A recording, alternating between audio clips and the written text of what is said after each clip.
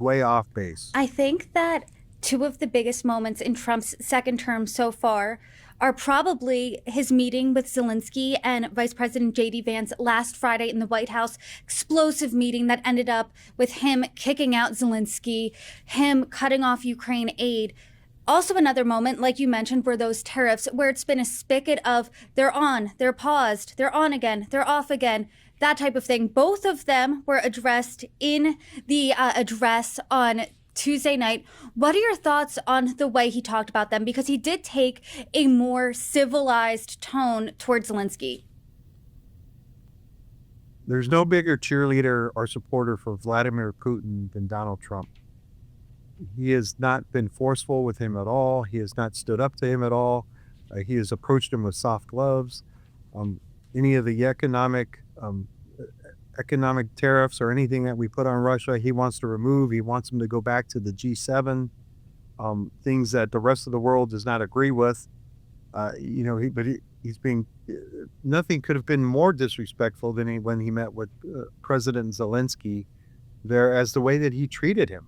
He was there to sign an agreement to give over some minerals that come out of Ukraine there, to ensure that the United States would have these as part of, as President Trump had asked, right? We've given you over $100 billion, show us something in return. And part of that return was going to be these minerals that President Trump, this mineral agreement that President Trump was asking for.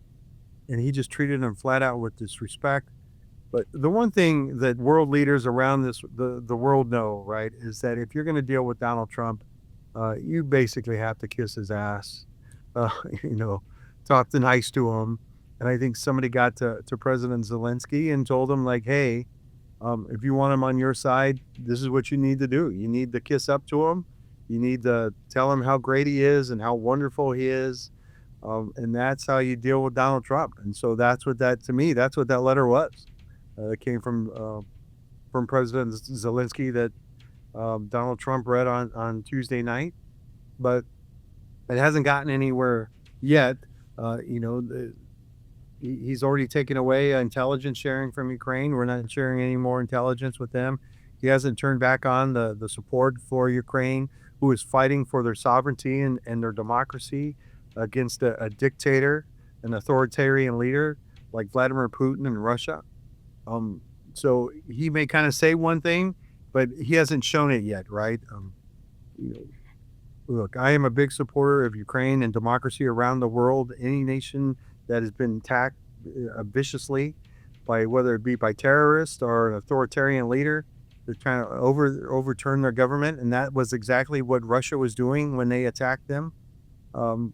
Was to overthrow their government and put in a puppet regime that would be supportive of Russia. And so the fact that the Ukrainian people have stood up to them and fought, and we've been able to support that, I will do that to any leader that stands up to, an authoritarian dictator to fight for their sovereignty and protect their democracy. And we need to keep doing that. We're supposed to be the good guys. We're not supposed to vote with Russia and North Korea at the UN. We are losing our way. And I think the American people are seeing that, and that's why they're speaking up.